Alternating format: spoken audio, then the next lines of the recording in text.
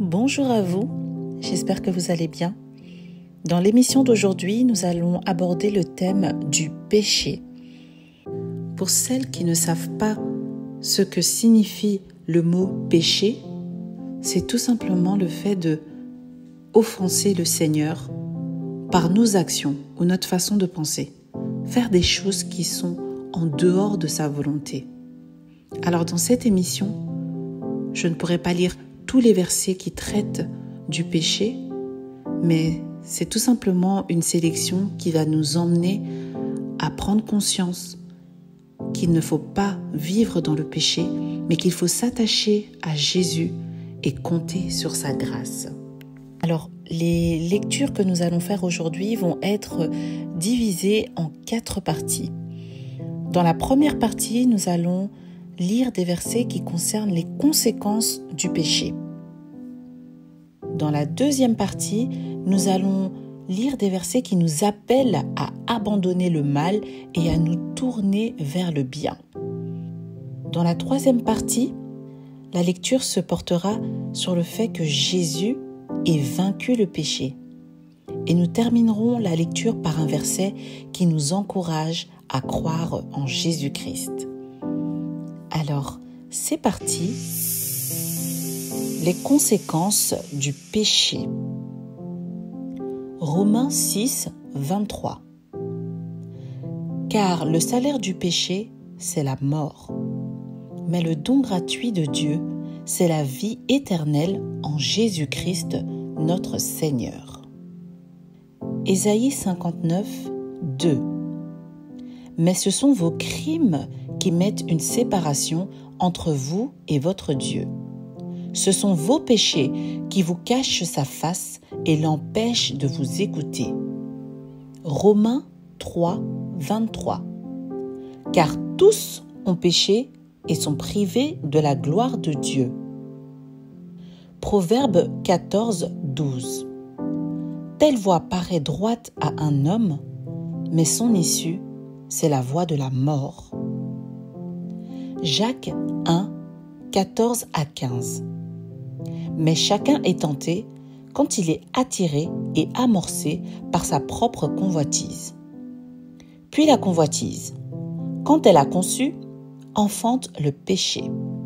Et le péché, étant consommé, produit la mort. Proverbe 16, 18. L'arrogance précède la ruine, et l'orgueil précède la chute. Proverbe 11, 21. Certes, le méchant ne restera pas impuni, mais la postérité des justes sera délivrée. Romains 1, 18. La colère de Dieu se révèle du ciel contre toute impiété et toute injustice des hommes qui retiennent injustement la vérité captive. 1 Corinthiens 6, 18. Fuyez l'impudicité. Quelques autres péchés qu'un homme commette, ce péché est hors du corps. Mais celui qui se livre à l'impudicité pêche contre son propre corps. Romains 7, 18 à 20. Ce qui est bon, je le sais, n'habite pas en moi, c'est-à-dire dans ma chair. J'ai la volonté, mais non le pouvoir de faire le bien. Car je ne fais pas le bien que je veux, et je fais le mal que je ne veux pas. Et si je fais ce que je ne veux pas, ce n'est plus moi qui le fais, c'est le péché qui habite en moi. 1 Jean 3, 6. Quiconque demeure en lui ne pêche point. Quiconque pêche ne l'a pas vu et ne l'a pas connu. 1 Jean 3, 8. Celui qui pêche est du diable, car le diable pêche dès le commencement. Proverbe 19, 9. Le faux témoin ne restera pas impuni, et celui qui dit des mensonges périra. Romains 8, 13 à 16.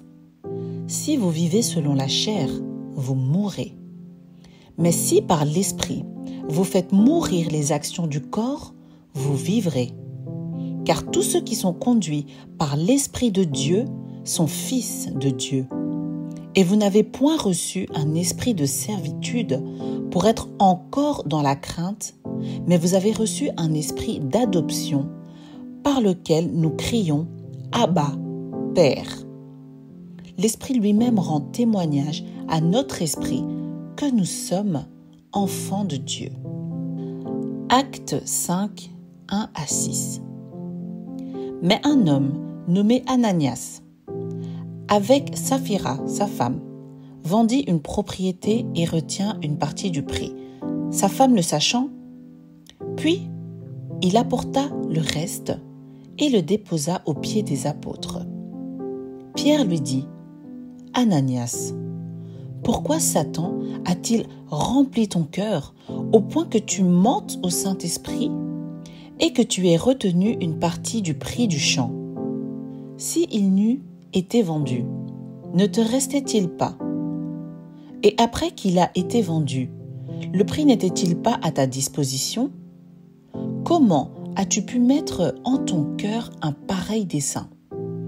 Ce n'est pas à des hommes que tu as menti, mais à Dieu. » Ananias, entendant ces paroles, tomba et expira. Une grande crainte saisit tous les auditeurs.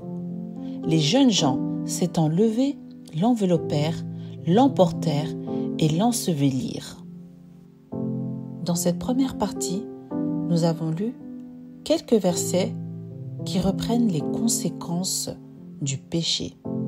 Passons maintenant à la lecture de versets qui appellent à abandonner le mal et se tourner vers le bien. Matthieu 4, 17. Dès ce moment, Jésus commença à prêcher et à dire « Repentez-vous, car le royaume des cieux est proche. » Ésaïe 1, 16 à 17. Lavez-vous, purifiez-vous, ôtez de devant mes yeux la méchanceté de vos actions. Cessez de faire le mal, apprenez à faire le bien, recherchez la justice, protégez l'opprimé, faites droit à l'orphelin, défendez la veuve.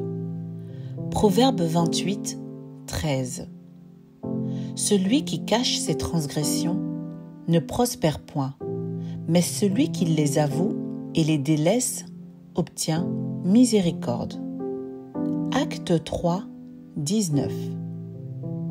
Repentez-vous donc et convertissez-vous pour que vos péchés soient effacés. Acte 2, 38. Pierre leur dit, « Repentez-vous et que chacun de vous soit baptisé au nom de Jésus-Christ pour le pardon de vos péchés et vous recevrez le don du Saint-Esprit. » Ézéchiel 18, 21. Mais si le méchant se détourne de tous les péchés qu'il a commis, s'il observe toutes mes lois et pratique la droiture et la justice, il vivra, il ne mourra pas. Psaume 34, 14.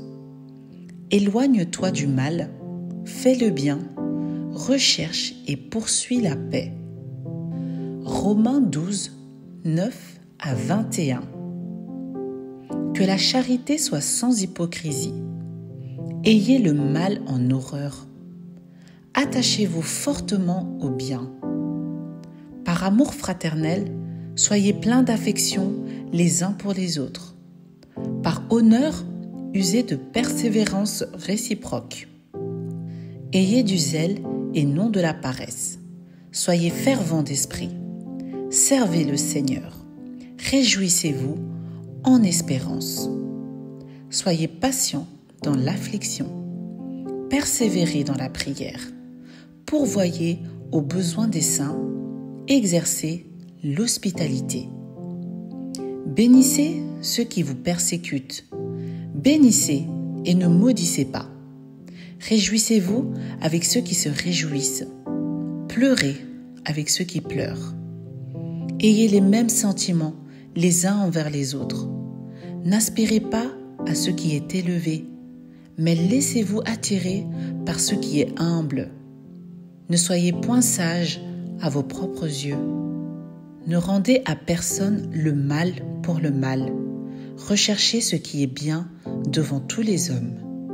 S'il est possible, autant que cela dépende de vous, soyez en paix avec tous les hommes. Ne vous vengez point vous-même, bien-aimés, mais laissez agir la colère. Car il est écrit « À moi la vengeance, à moi la rétribution, dit le Seigneur. » Mais si ton ennemi a faim, donne-lui à manger. Si il a soif, donne-lui à boire. Car en agissant ainsi, ce sont des charbons ardents que tu amasseras sur sa tête. Ne te laisse pas vaincre par le mal, mais surmonte le mal par le bien. Romains 6, 12. Que le péché ne règne donc point dans votre corps mortel, et n'obéissez pas à ses convoitises. Michée 6, 8. On t'a fait connaître, ô homme, ce qui est bien.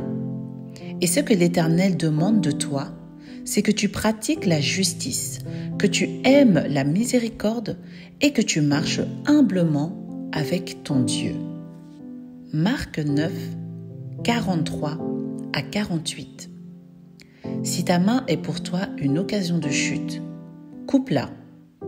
Mieux vaut pour toi entrer manchot dans la vie que d'avoir les deux mains et d'aller dans la géhenne, dans le feu qui ne s'éteint point.